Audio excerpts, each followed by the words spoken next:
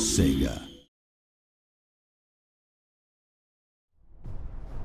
Hello all and welcome to the quest battle Azhag's WARHAMMER. As mentioned in Rally Point 30, I'm joined by Darren McNally. Hello. Who has played this battle previously, and we're going to be talking through it so we can properly illustrate everything that's happening in the game. So we're going to let you guys listen to the general speech, we're going to be quiet, and then we'll join you in the deployment phase. Those stupid, flouncy humies think they can trance all over our sacred ground. That burial mound is Mork's property, not some fishy-smelling lake eggs. Ruminant, stop whispering at me! I know! Come on, lads. We're gonna stamp these gits and send them running back to their pretty towers. I've had my visions from Mork himself. He reckons we do this, it's gonna sort my armour out real good, when I won't have to knock you all about. What's that? Yes, we'll go south afterwards. Let's go kill some knights. So we're in the deployment phase. Darren, talk us through what you did. Alright, so this is not the first time I had played it. I decided to play a little bit more defensive this time around, which worked really well. I put down my goblin archers toward the back on this little hill and decided to flank them with the slightly heavier orc arrow boys, which you'll see in a second on the left. So these guys, they're not very heavily armoured, they are just archers, and playing defensive means that you deny the enemy the ability to be in range with their artillery. So it plays off really well. We're against 3 Bretonnian armies here, 1 main one and 2 Bretonnian expeditions that come in from the sides with some cavalry. So here's the orc arrow boys. They're decent melee combatants, which means that basically if they get flanked they can kind of hold their own, they don't just break immediately. I would say generally speaking for a greenskin army is that goblins are faster but weaker and the orcs are tougher but slower. Yeah, it definitely seems to be that way. So here we got the orc boys. It's just kind of my solid core of... Smelly. Yeah, pretty stinky, alright. They're kind of my solid front line of infantry, not amazing infantry, but pretty good, and they can hold their own. They've got 120 in a unit, so a little bit more than most infantry units. So they're definitely able to hold out. And I've just activated guard mode, which is an old favourite for a lot of Total War fans. And basically that means that if they are engaged in a unit, they won't chase that unit down if they win that engagement. They'll stay in place and kind of hold their ground no matter what. And I've done the same for the archers and turned off skirmish mode. So I'm really setting up for a defense here. Putting my cavalry on the flanks, the orc boar boys. These are shock cavalry, very slow but deliver quite a powerful punch in their charge bonus. So putting them on this little hill here gives them that extra modifier to their charge bonus, which means that they'll do more damage basically. It's worth noting that this is pretty early on in Azhag's campaign progression, so it's early tier units, so you won't really see any of the big monstrous creatures as you've seen previously with the greenskin army. It's true, and we are on a beta build at the moment, so you're prone to seeing some slight graphical glitches, and stats and things like that aren't final. It's still subject to balancing.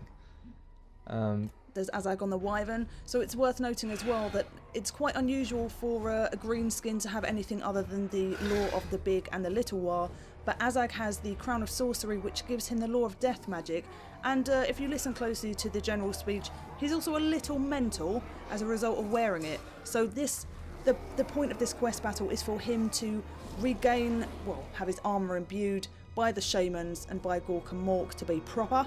And he's in the final quest of that chain. Alright, so let's start the battle and see how we get on. So basically there's 3 armies as we mentioned before, and the 2 expeditionary forces are made up of just purely cavalry. So here's one of them here. I think they're mounted yeoman cavalry, belonging to Bretonnia. And as we move up towards the hill, we can see their catapults. There's Fae. There's Fae, some halberdiers, and yeah, that's basically... It's a beautiful environment as well. Yeah, it's looking really good. And the music you can kind of hear kicking in as well. Really nice ambient music. So they're already kind of on the move, very quickly pushing up towards me.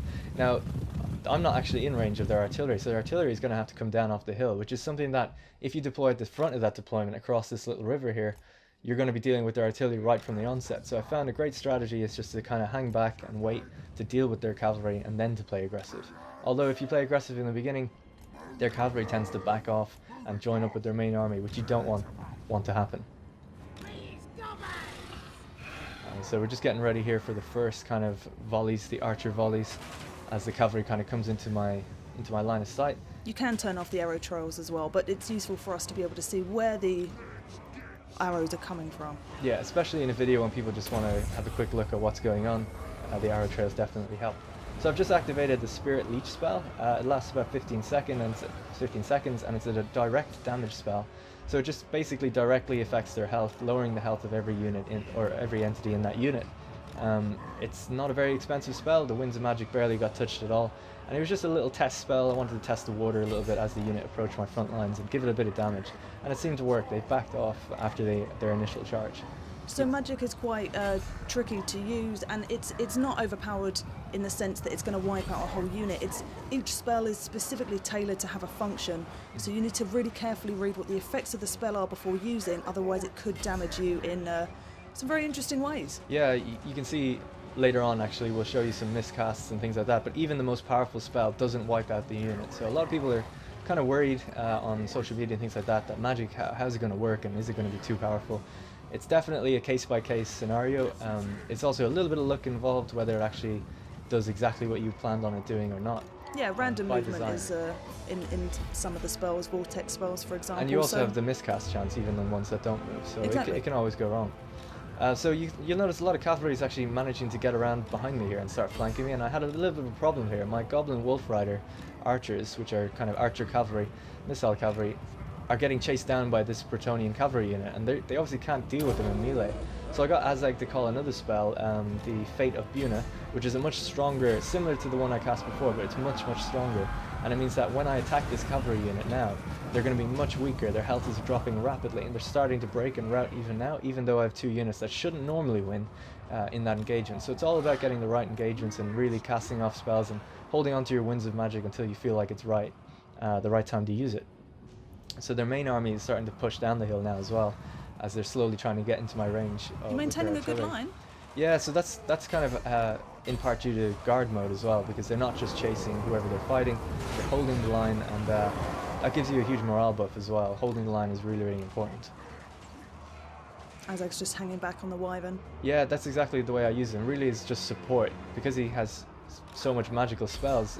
You just leave him in the center and to go wherever he can to help. And being on a flying unit, he's extremely mobile. He can literally just fly over the battle and go where he needs to, which we'll show an example of later. So this unit as well, this is another example of using magic again. I use the aspect of the Dread Knight to buff the morale of this unit. It's starting to rout and break, but once I bring it kind of behind the lines and buff its leadership, it comes back and it gets into my control again. It's taken a lot of damage though, but we can definitely use it later on in some aspects. See what you did there? That's yes. right. Nice. So yeah, we're kind of just dealing with the remnants of these cavalry skirmishes, I guess. And we seem to have won on the right side. You'll notice some of my units are chasing because I haven't put them onto guard mode. Sometimes it's good to do that because they will need to chase down routing units to make sure they don't reform and come back. And here we can see the catapults are now in range and they're starting to fire. It's quite a lot. I think there's almost more than 12 units of or individual catapults firing on me here, so it's quite a lot to deal with. Could see the Bretonnian general there, Anno Michaud, back in the distance. Yeah, he's just chilling next to the artillery. He kind of stays back with the main army a little bit. Same with Fay LaFay, who we'll see as well. So I decided at this point that just to push up, I was just about ready. We had just one final engagement to deal with. Thought I'd bring my orc board boys out into the hill over on the right and start really, because their cavalry is pretty much all gone now, almost. So now I have the cavalry advantage, even though they're quite damaged. And now we can really start putting the hurt on. The music as well at this moment is just absolutely epic. It was all kicking off right at the right time. And yeah, I decided that my wyvern was going to go towards the enemy artillery, because he can just fly over the battlefield. And we're going to show you a really cool spell here. Doesn't always go in your favor, but this oh, it's my favorite, the Purple Sun of Zerus. That's right. It's a vortex spell. Again, this can have magical movement, so you've got to be really careful where you place it, and certainly not anywhere near your own units. Look at that. Watch it. So basically I did this a few times and it kind of doubled back on my own guy and didn't really go quite as well, so there's a bit of a random chance that it's going to work, and it worked beautifully there, and I landed my general down on their artillery just to keep them busy. It doesn't actually... Legendary Lord and Warhammer. Legendary Lord. That's right. I'm still, an old school Total War player. I'm still learning. Good job I'm here then. Yeah, exactly. So here we have Faye LeFay. She's moving up into the battle and about to cast Wind Blast. And she's using Law of Heavens. But it's a miscast. You want to talk about miscast? Sure, I do. Miscast doesn't necessarily work the way that it does in tabletop. It can damage your caster, but ultimately the spell will automatically always go off. So depending on how low or high their health is, they can die, but generally speaking, you should be fine to keep casting. Right, so I'm starting to try to envelop the units here. They've actually broken a lot of my guys in the center. The artillery has done a lot of damage to my units that were otherwise in place, and those cavalry charges as well. It all adds up. So I brought some of my kind of heavier infantry into the fight to help out, but I've also called Azhag back and activated the Fate of unit again, just to lower the damage of this unit and hopefully get some kills in there as well. But at this point, yeah, it's starting to turn in my favor. I've got some units actually not doing anything. I'm not microing very well. But I'm just trying to kill the remaining forces and trying to kill Faye LeFay as well. And like I said, this cavalry that I managed to recall earlier, even though there's only like 20 dudes in the unit, they've managed to get some successful charges off onto artillery and just keep them busy and keep them locked down from firing on me. They seem to be kind of trying to run away up the hill as well. Seems like it's pretty much a case of just chewing through the remaining units. You've done quite a lot of damage. Yeah, so Faye LeFay has actually tried to do another wind blast here, if you'll notice, and they just kind of caught the end of my unit there. Did a little bit of damage, and most of them were able to get up and remain unharmed. So you can see they're always looking for their prime opportunity to use their magic as well. And then we're just chasing down the remaining Bretonnians. That's basically it. Quite a successful battle, if I do say so myself. How successful was it? Quite successful. Was it heroic? I might even say it was heroic victory. Oh! So there we go. Proof. We've got the victory. And then we just have a little look at the battlefield. You can keep chasing down units if you want, and then you just hit end battle, and there we go. Boom, heroic victory. Congratulations, Darren. Easy. So we're playing on hard, by the way, as well, in case people are wondering the difficulty. It can get much harder, and it can get much easier, depending on your playstyle. Well, thanks very much for showing us that battle, Darren, and join us in the future on this channel for more on Total War and Total War Warhammer. Like and subscribe, and we'll see you soon. See you soon.